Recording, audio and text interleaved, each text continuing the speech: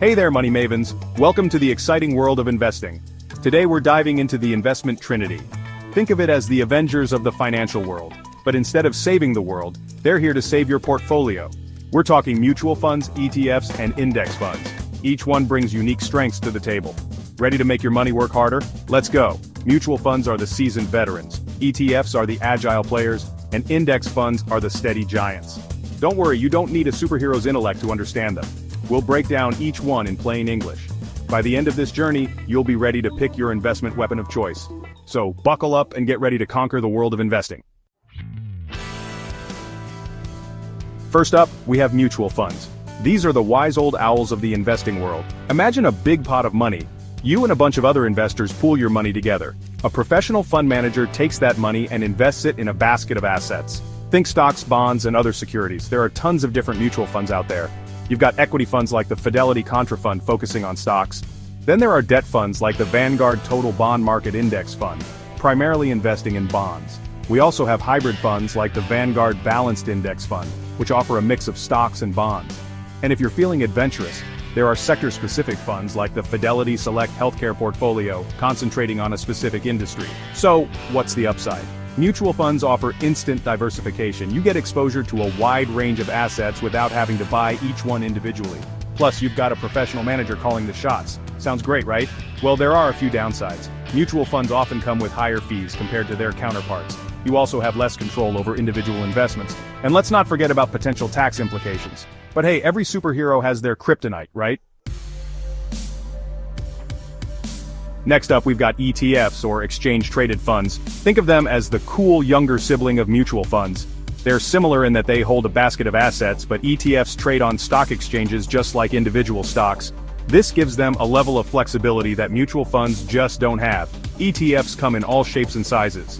You've got bond ETFs like the iShares Core US Aggregate Bond ETF for your fixed income needs. Want to dip your toes into commodities? Check out commodity ETFs like the Spider Gold Shares. Feeling bearish? Inverse ETFs like the ProShares Short S&P 500 Profit when the market goes down. And for the adrenaline junkies, there are leveraged ETFs like the ProShares Ultra Pro QQQ, which amplify market movements for better or worse. One of the biggest advantages of ETFs is their low cost. They tend to have lower expense ratios compared to mutual funds. Plus, they're very tax efficient. And the best part, you can trade them throughout the trading day, just like stocks. However, keep in mind that you'll likely have to pay brokerage commissions for each trade. Also, ETFs might not be the best choice if you're planning on making small regular investments due to these commissions. Finally, let's talk about index funds. These are the marathon runners of the investment world. They're designed to track a specific market index like the S&P 500. Think of it as passively mirroring the market's performance. Two popular examples are the Vanguard 500 Index Fund Admiral Shares VFIX and the Schwab Total Stock Market Index SWTSX. The beauty of index funds lies in their simplicity. They're easy to understand and offer broad market exposure at a super low cost. Just set it and forget it. However, this simplicity also comes with a trade-off. Index funds are designed to match the market, not beat it.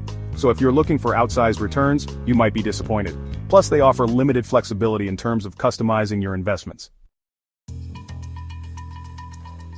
So, there you have it, folks. The investment trinity: mutual funds, ETFs, and index funds. Each one has its own strengths and weaknesses.